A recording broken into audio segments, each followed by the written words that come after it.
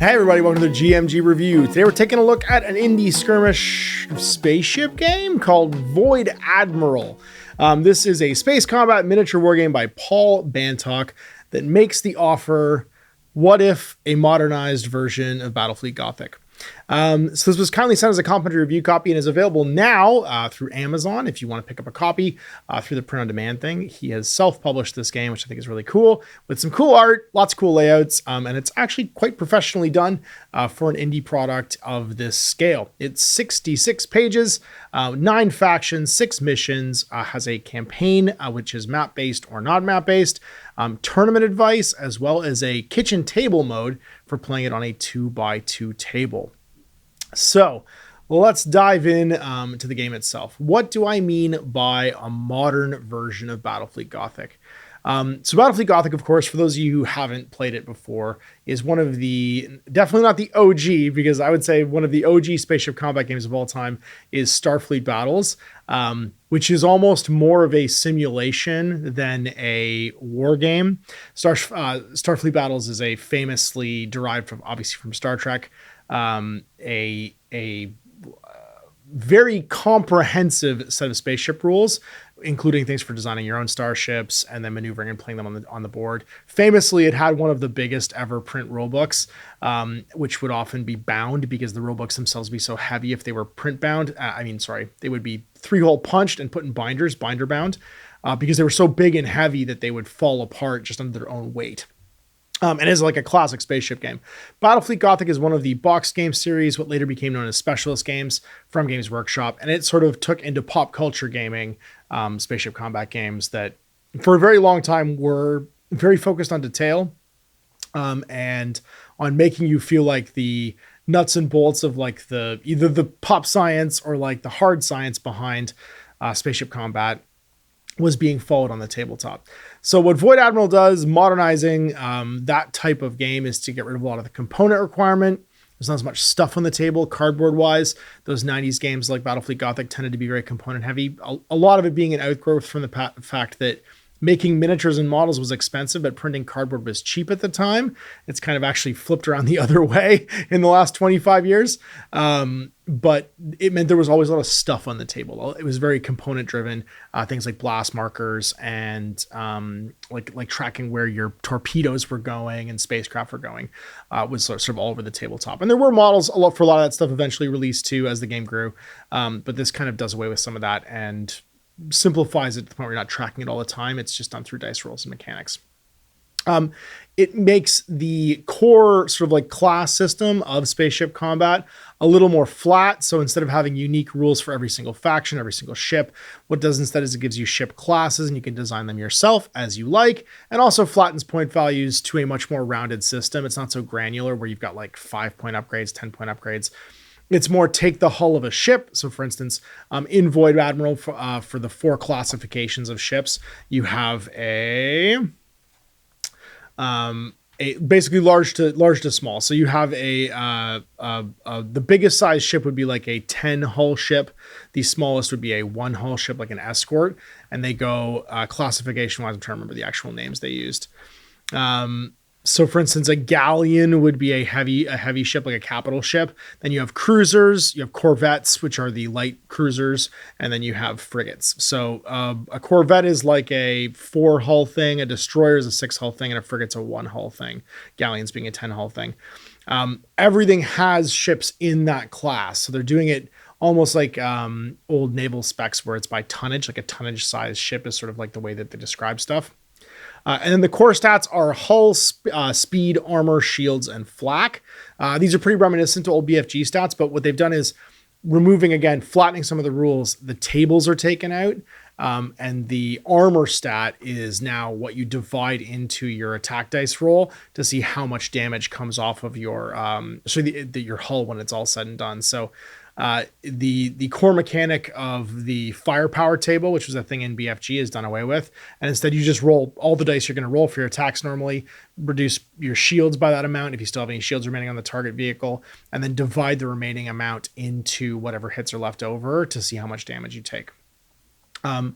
the way they handle things, and that's for like impact weapons, for like kinetic weapons. The way they handle lasers is it just reduces your armor value to 1. So it means that you're always, for every dice that succeeds getting through shields with a laser weapon or a beam weapon or whatever that energy style weapon is, you take a point of damage to your hull directly. So it shows the fact that it's not kinetically stopping something from pushing through. It's just being burned through by the laser, causing decompressions and damaging ship components and stuff like that. Shields are just a reduction to the damage dice pool, and they come back every turn. There's no need to like, you just track them as they collapse basically, and there's no need to like keep track of blast markers or any of that sort of like kinetic material on the table. And then even things like missile pods have replaced torpedoes in that all missiles are just an attack roll now, and they ignore shields but still use armor the way that a kinetic weapon does. So you have a nice sort of like, it's instead of having your information tracked by like lots of cardboard on the battlefield, most of it's now incorporated into the core ship stats. And by giving you a hull size, so for instance, like for a destroyer, what you would do is you would pick 2 different weapon upgrades to have on your destroyer. And then you have the basic like prow weapon that you get on top of that. So you have your side weapons, your prow weapon, and you just pick what you want to make the ship class that you want. So it's really handy because at a glance, you've just got 4 classes of ship on each of the factions for like profiles, and then you just pick the weapons you want to add onto it. There's no change in point value. They just cost what they cost. So for instance, a capital ship, a big one is 9, or like a battleship is 9, a capital ship is 6, a corvette is 3, and a frigate, like a small escort ship, is 1. And it makes army building really quick and easy because you don't have to add up that much stuff. Game sizes start at about 15 points. Average game size is 30 points. If you want a huge battle, 60 points is it, and they recommend like a 6x4 table. 15 points can fit on a 2x2, which is the small sort of like skirmish kitchen table mode, which has its own missions. Standard game size is 4x3 or 4x4, and then the big battles would be 4x6 if you want to go all the way up there. And all the advice for doing that is included in the rulebook. Now, the second modernization is the command boards. Now, command boards are your extra little sort of buffs that you take, which differentiate your faction from other factions. And I really think this is clever. They work a little bit like the ability system in Warcry, where you roll a pool of 6 dice during the command phase. You can keep any dice from last turn or discard them, and then each of the results basically allows you to put the dice of that number on the 6 positions on the command board. Each of those positions on the command board could unlock something like charge shields. So for instance, when you're charging shields, you can spend a 1 on a die to do it. Use this when you activate a ship or squadron, and they regain all their lost shields. So you can push power to shields and bring them up through rolling a 1. This gives a little bit of like that wild card factor to the game, where you're going to have a pool of things you can do each turn. Some of them will regenerate. The one you might want really to have might not regenerate. And other abilities might allow you to like reroll or add or lose dice. So for instance, your fleet commander is going to be on one of your ships. If they die, your command board dice get reduced to 4 or 3. I can't remember exactly which, but you get a reduced number of command dice because the remaining captains of the ships have to now coordinate amongst themselves, and like the central command is gone. It's really clever and smooth, but it doesn't require a huge amount of battlefield tracking. You just print off your command sheet and put it next to the table, and you roll your dice and then assign them to the sections. And then as you use them, you just remove them when you spend them. So very, very simple, really clean. It makes each of the 9 factions unique. And there is an analog faction in each of them in the book for each of the sort of like primary factions you'd expect to see in a game like BFG.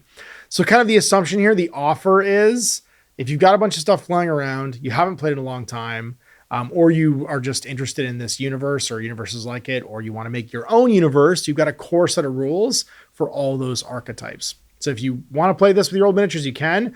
I'm not going to, though. Although I do have a lot of old miniatures that I could play a space combat game like this with. I'm actually going to go search through a bunch of like Thingiverse, whatever this is what 3D printers are for. I'm going to find a bunch of free, like off-brand or weird reimaginings of like grimdark spaceships. And I'm going to VOID ADMIRAL using nothing but printed stuff just to see if I can. Because that's kind of that's what modern gaming can be. And while I'm not like a huge, like, I just want to like print and play stuff, like you can't buy these spaceships right now. So to show that you could play a game like this, if you own a 3D printer, or are willing to kit bash, because also the other place you could go to get inspiration for this is there's a great Facebook group called Super Cheap Wargaming, where they make tons and tons and tons of fleets out of nothing but like clothespins. It's one of my favorite things is when that shows up in my feed, when people are making fleets. They'd be perfect to play this game with. This is one of those things where it equally serves 3D printing scratch building, kit bashing, or people who just hoarded their old miniatures from the 90s, from almost 25, 30 years ago, to play their games with. So that's the next offer, is that there's kind of like if there's a theme you want to play with in like modern pop culture, 40K themed gaming, there's a fleet list in here. And the last thing is the missions. The missions are a bit less narratively driven. So when I say modern, this can be played a lot more symmetrically and head-to-head.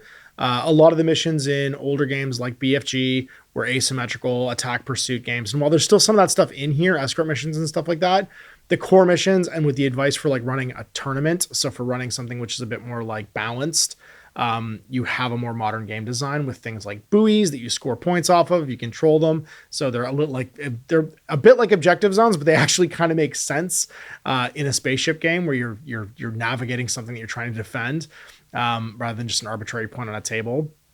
And you've got like terrain for it as well,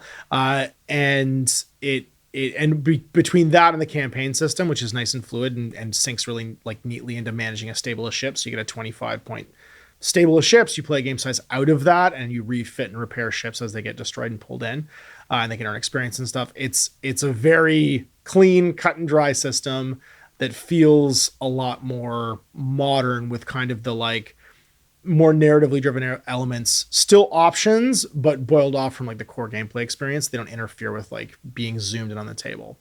And I'm excited about it. So I'm going to give this a go. We're going to do the kitchen table size game to start with. You'll see it next week. I'm going to play it with Jay, and then I'll upload a game of it. Mostly because this is like spaceship games are super quick to do. I have like 2 other indie games in the burner right now, but I wanted to do better treatments for them. So it's taking longer to get them on the table than I want them to. And of course I've got a lot of pans in the fire right now. So I haven't gotten to do it like the way I wanted to. So what are my thoughts on this overall? It looks like a fun modern alternative to older spaceship games like BFG. But you could easily play like a Star Wars themed game out of this too. You could play a battle. You could really easily do like a Battlestar Galactica game out of this with like if you could find BSG prints, that'd be really cool. Actually, you could do like because there's a cyborg like faction. You could do Cylons versus humans in this if you wanted to. If you want to reskin this, VOID ADMIRAL's designed to be that kind of flexible, so you can do it however you want to do it. I love that it's less stuff intense on the table. One of the things that always drags me out of a game is if there's too much sort of battlefield information being overlaid on it. That modern sort of stand in circles and push buttons gameplay kind of takes me away from it. It works a bit better in spaceship games. I'm a bit more forgiving on it, but having some of it stripped out here, I really like so far.